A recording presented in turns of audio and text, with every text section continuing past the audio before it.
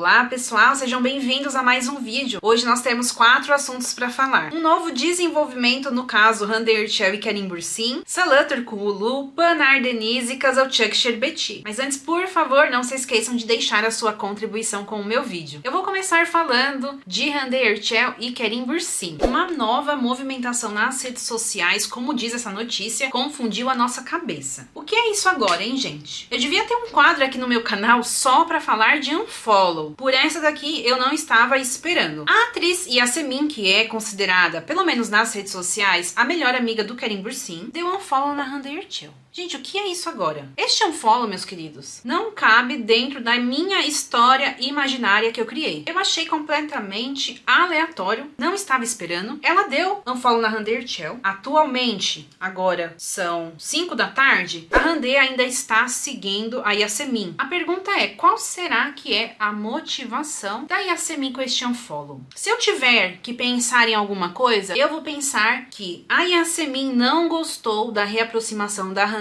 com o Kerim e deu um unfollow na Hande dizendo: não quero saber de você na vida do meu amigo. Só pode ser isso. Não quero saber desse unfollow, ele não está no meu script e por isso eu vou desconsiderar. Não tenho ideia de qual pode ser a razão disso daqui, tá bom, gente? Vamos seguir aqui com o nosso enredo. Agora vamos falar de Pınar Deniz. A Pınar deu uma declaração dizendo que agora ela está mais interessada em parecer elegante. Ela quer agora transmitir a perspectiva de vida dela através das roupas e que roupas de marcas têm ganhado espaço no guarda-roupa dela. Ela foi capa de uma revista nesta edição do mês de novembro. Eu vou postar a revista lá na comunidade do YouTube. Só quem é inscrito tem acesso à comunidade. Se você não é inscrito, se inscreve lá. E ela realmente está bem diferente naquelas fotos. É um outro conceito de roupa. Uma roupa meio moderna. Ai, gente, roupa das famosas, vocês sabem como que é. Nem sempre faz sentido, né? Alguma coisa ou outra a gente quer copiar, mas não é tudo. Tá bem diferente. Enfim.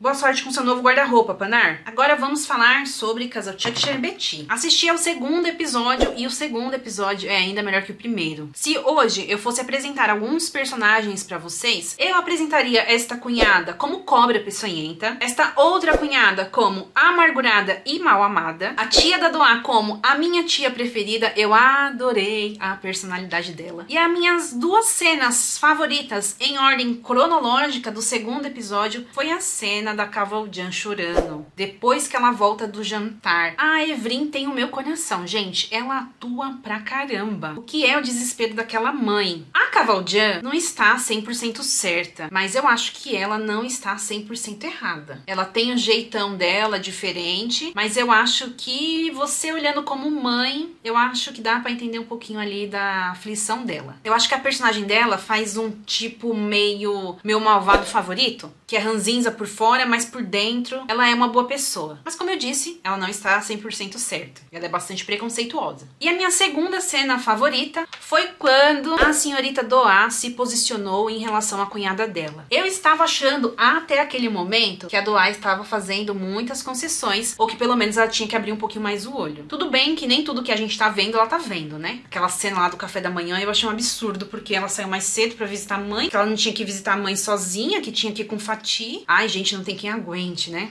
Só que essas coisas estão em off, né? Está só pra gente. Doá não está vendo. Mas ela se posicionou e eu adorei aquela cena. Ô, mulherzinha chata é aquela cunhada dela. Habla. Mas na verdade, né, gente? Ela é só um produto do sistema. Ela tem as frustrações dela, a família boicoteou o namoradinho, então, né? Ok, vou tentar entender um pouquinho, mas eu não gosto dela. E a novidade é que o pai da Doá vai aparecer. Eu achei que esse pai nem ia aparecer nessa série. Eu achei que ele só ia ficar no telefone. O nome do ator é Soydan Soydash. Ele irá aparecer já no 3º episódio. Ah, deixa eu contar uma coisa pra vocês. Tô com a impressão que a tia e a Kıvılcım vão se apaixonar pelo Ömer. O que vocês acham? Eu tô desconfiada. Pode ser que isso aconteça. E tomara que a tia permaneça na série, porque ela tava na Inglaterra, né? Voltou, ficou 6 meses fora.